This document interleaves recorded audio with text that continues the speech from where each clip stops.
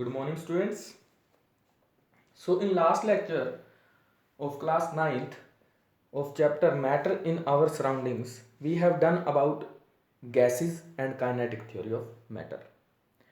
Now, we are moving to next part of this chapter, that is properties which decide the state of matter.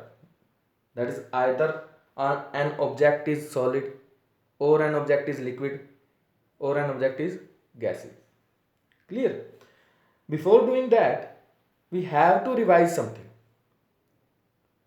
And the things which we are going to revise are that I have told you matter is made up of atoms. In the very first lecture मैंने आपको बताया था कि matter किसका बना हुआ है, atoms का बना हुआ है.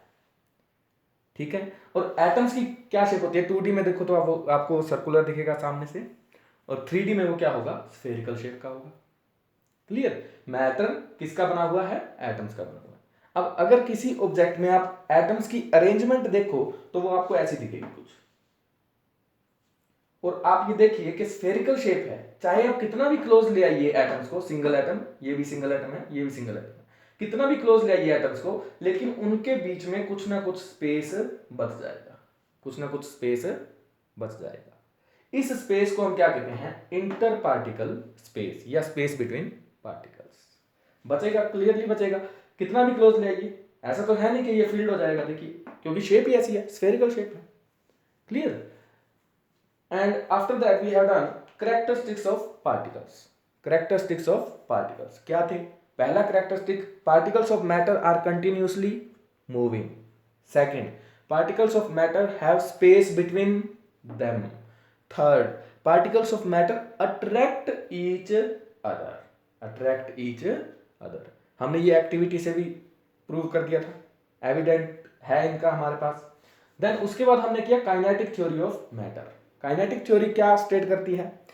Particles of matter are continuously moving, they have kinetic energy, and दो अजम्पशंस जो आपको जानने जरूरी हैं काइनेटिक थ्योरी के, वो यहां से आप नोट डाउन कर लीजिएगा, शायद नोट्स में नहीं है वो.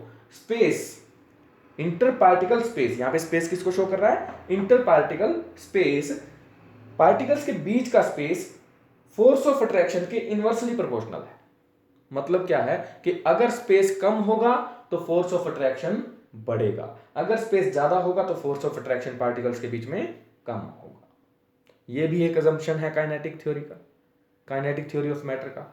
एंड एक अजम्पशन ये भी है, kinetic energy of particles is directly proportional to temperature.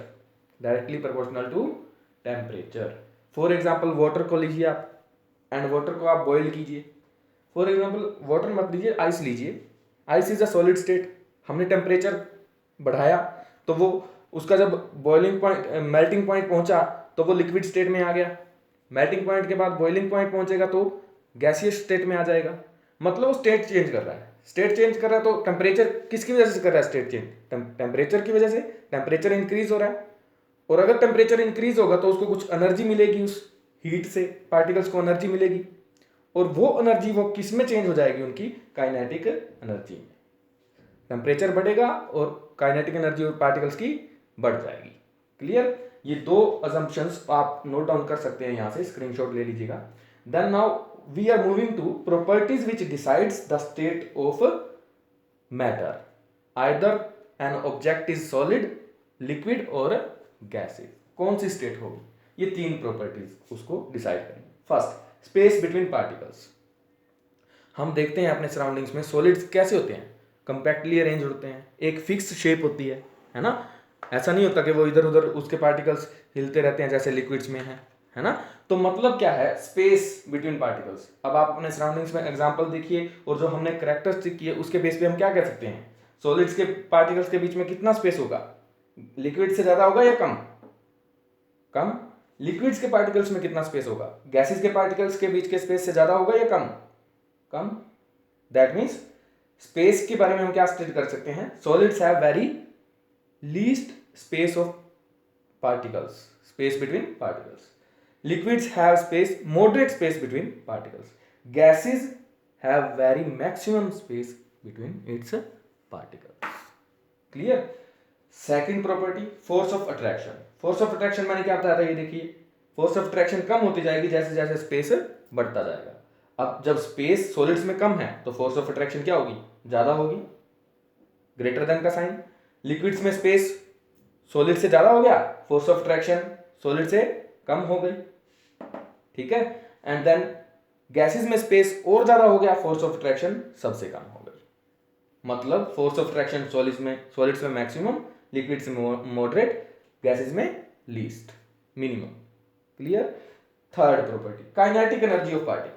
Kinetic energy particles की किसके प्रोपोर्शनल है, टेम्परेचर के। जैसे जैसे टेम्परेचर बढ़ेगा काइनेटिक एनर्जी बढ़ती जाएगी।